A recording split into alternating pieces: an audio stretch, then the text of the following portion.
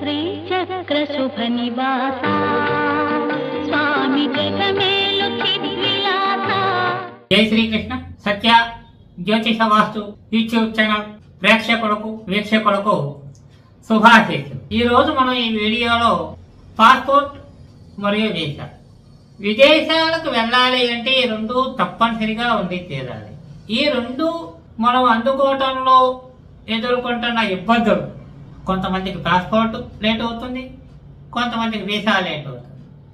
ఇటువంటి ఆలస్యాన్ని నివారించేందుకు ఏ వ్యక్తి అయితే ఈ సమస్యలను ఎదుర్కొంటున్నారో, స్త్రీ పురుషులు ఎవరైనా సరే, వారు గాని వారి తరపున వారి తల్లులు గాని ఒక శుక్రవారం నాడు మొదలుపెట్టి ఇంటిలోని పూజా మందిరములో ఒక ఎర్రని వస్త్రము పరిచి దాని మీద 2 మట్టి ప్రమిదలు ఉంచి ఒకదానిలో ఒకటి, దానిలో 2 ఎర్ర ఒత్తులు వేసి నువ్వుల నూనెతో దీపారాధన చేసి మొగలి కుంకుమ, ఈ మొగలి కుంకుమ అనేది బయట మార్కెట్ లో దొరుకుతుంది, అడగండి స్పష్టంగా. మొగలి కుంకుమతో ఇప్పుడు చెప్పబోయే మంత్రాన్ని ఒక 10 నిమిషముల నుండి పావు గంట సమయం జపిస్తూ ఆ కుంకుమను ఆ ఎర్రని గుడ్డపై దీపారాధనకి ముందు పెట్టిన అమ్మవారి పటముకు అర్చన చేస్తూ ఉన్నట్లయితే ఖచ్చితంగా అతి త్వరలో మీ సమస్యలు పరిష్కారమై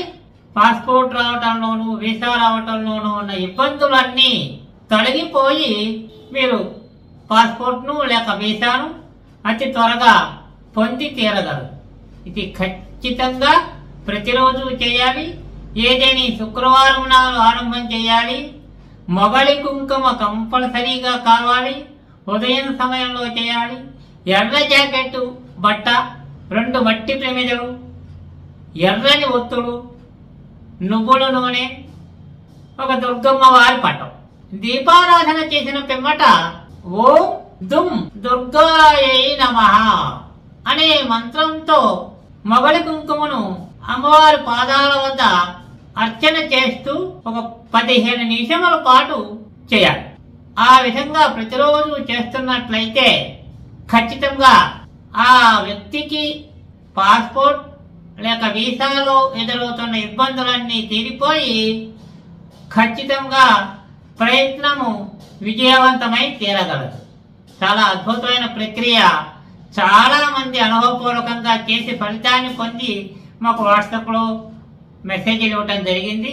మీరు కూడా మనస్ఫూర్తిగా ప్రయత్నం చేసి మీ ఫలితాన్ని కామెంట్ రూపంలో తెలియజేయండి. ఇక్కడ ప్రతివారు గమనించవలసిన విషయం ఒకటి ఉంది. అది ఏమిటి అంటే, ఏ ప్రక్రియ అయినా ముందు నమ్మకం అనేది ప్రధానం.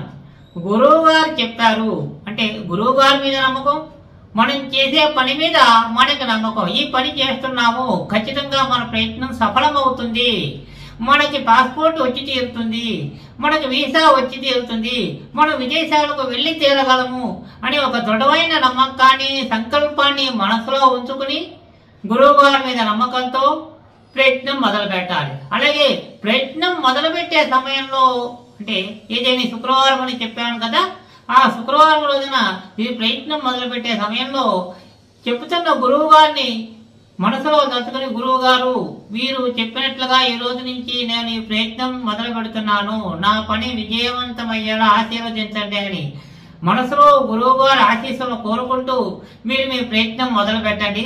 ఖచ్చితంగా ప్రయత్నం విజయవంతమై తీరుతుంది. మీ అనుభవాన్ని కామెంట్ రూపంలో తెలియజేయండి, 10 మందికి తెలియపరచండి. ఇటువంటి మరిన్ని అద్భుతమైన విషయాల కోసం మా ఛానల్ సబ్స్క్రైబ్ చేసుకుని బెల్ సింబల్ను నొక్కి 10 మందికి విషయాన్ని తెలియపరిచి ఛానల్ అభివృద్ధికి తోడ్పడగలరు. స్వస్తి. జై శ్రీకృష్ణ.